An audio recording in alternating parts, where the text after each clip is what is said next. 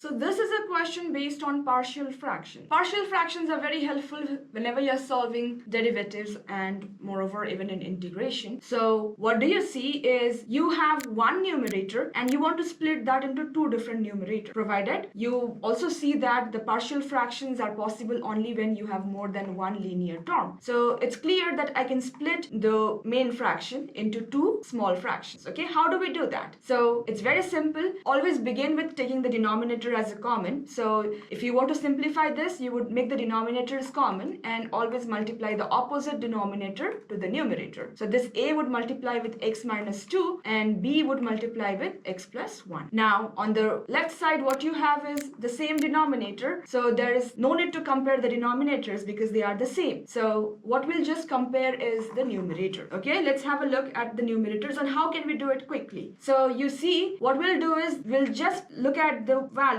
of the numbers or the constants inside this linear terms, and here I see that the value of x is 2, correct? I'll plug in this 2 into the entire equation and see what it turns out to. So when I'll do that, 2 times 2 minus 13 is equivalent to 2 minus 2 is 0, so I'm going to eliminate one of the variable a and plug in the value of x as 2 out there. 2 plus 1, 3. So once you do this, what you have, 4 minus 13 is minus 9, should be equal to 3b, telling me that the value of b has to be minus 3. Okay, next similar approach, you want to make the bracket of b 0, so you'll plug in the value of x as minus 1. When you plug the value minus 1 into the entire equation, it becomes 2 times minus 1 minus 13 is equivalent to minus 1 minus 2. That is what you're going to do here, and then the second bracket simply becomes 0. So 0b. This is the quickest way rather than doing by the simultaneous equations. Okay, this becomes more quick. So 2 times minus 1 is minus 2 minus 13 is minus 15, has to be equivalent to minus 3a, telling me that the value of a has to be equal to 5. So finally we have splitted the main function or the main expression into two small fractions where my fractions has to be 5 upon x plus 1 is my first partial fraction, and the second one I got is b value, which is minus 3, so I'll write that as minus 3 upon x minus 2. So this is how we solve a question based on partial fractions.